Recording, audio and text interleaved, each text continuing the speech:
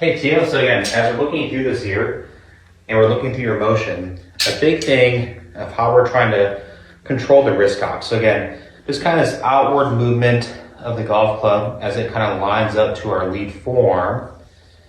That unhinging motion can be kind of controlled a little bit by just doing a basic drill we have from here, and just kind of continue with our stuff of less pelvis sway, arm extension going through, overall kind of these little better pieces as we kind of go this way from the 4 o'clock drill, all that stuff kind of going that way.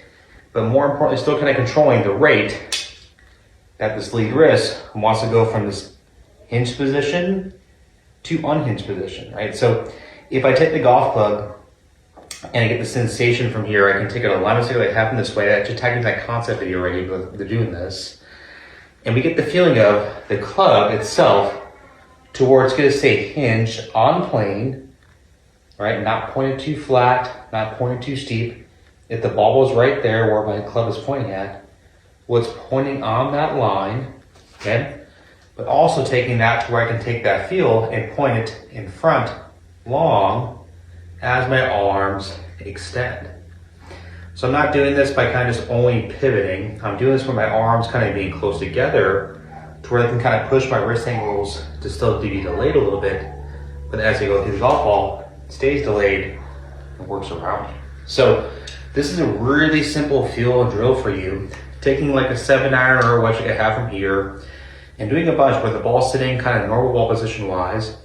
And you do a lot to where you get the sensation. There's my hinge, no sway, coming down. I feel like my wrists are still hinged into this point just after the ball from here.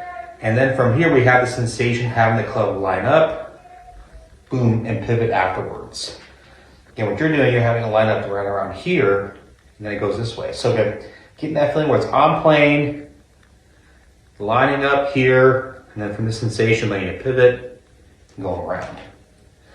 Again, taking my daughter's little pumpkin here, that being the ball from that standpoint there, that being the target line. Get the sensation. It points down to the pumpkin, in front of the pumpkin / ball. Boom. Right, normal ball position, 7-iron pitching wedge. Driver obviously up here, iron's here, comes down, in front, on plane. Release, get back down to it. Really simple, really basic drill.